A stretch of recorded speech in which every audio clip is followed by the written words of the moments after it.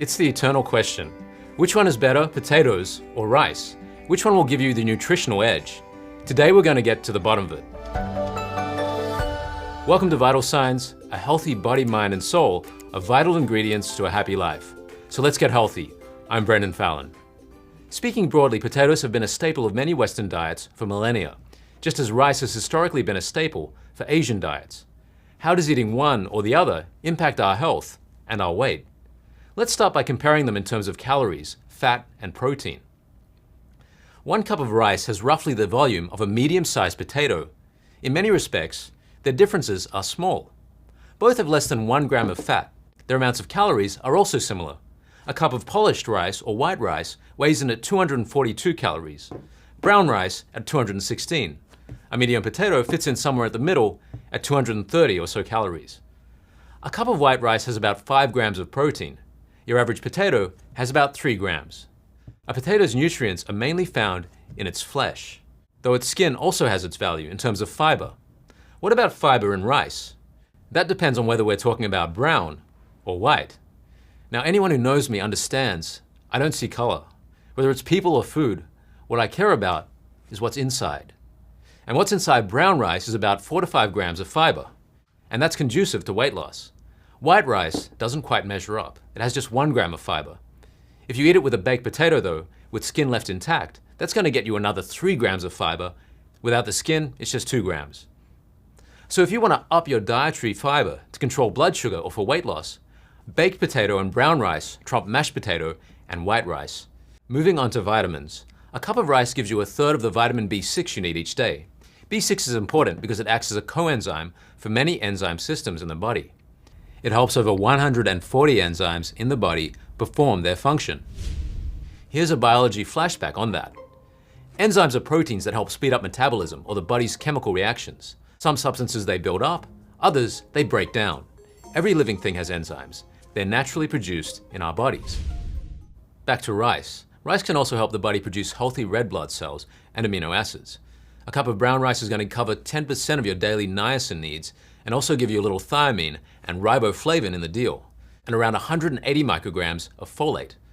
Folate is mainly found in dark green leafy vegetables, beans and peas and nuts. It's important in the making of red blood cells and for cell growth and function.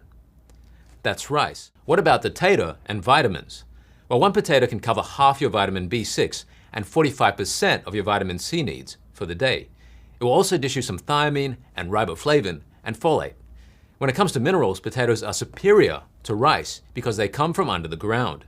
However, rice wins on the iron front. It's got 3 times the iron of potatoes.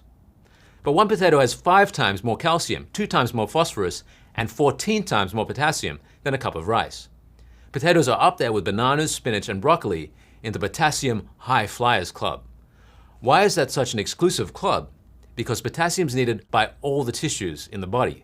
Sometimes it's called an electrolyte, as it holds a small electrical charge and activates different nerve and cell functions. So why don't you join the Potassium High Flyers Club? A cup of rice and 1 potato are about equal in zinc and magnesium content. We can probe the importance of zinc and magnesium in a future episode. For now, let's talk about glycemic index, or GI. This is how we gauge how quickly foods cause blood sugar levels to rise. The faster the rise, the more worrying for people with diabetes. Foods with lower GI are better for managing diabetes and balancing blood sugar levels. Naturally, potatoes and rice come in different cultivars and varieties. GI index varies among the different forms of these foods. Take potatoes. Based on a Harvard study, a medium white potato has a GI of 50, while a dark brown potato has a GI of about 85, making the dark brown potato more of a threat to diabetics. White rice and brown rice have GIs of 64 and 55 respectively. So if you have diabetes or you're trying to lose weight, you do better to align to the brown rice than the white. All up, potatoes offer more vitamins and minerals than rice. However, if you eat your taters with a whole lot of butter, salt, smoked meat, and bacon, as many of us do, then you're also going to get a lot of calories and fat in the deal. It's a similar deal with rice. A cup of rice, vegetables, some protein and fat make for a balanced diet. Eating a large amount of rice, though, is going to adversely affect your blood sugar levels and weight.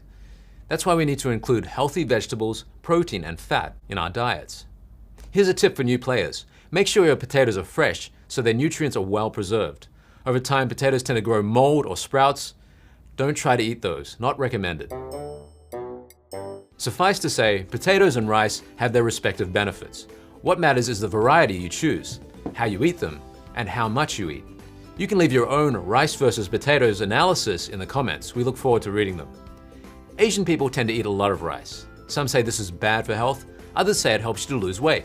What rice you should choose and how it should be eaten for weight loss is a topic for future exploration, along with how and under what circumstances rice can damage our health. I'm Brendon Fallon, and this is Vital Signs. See you next time.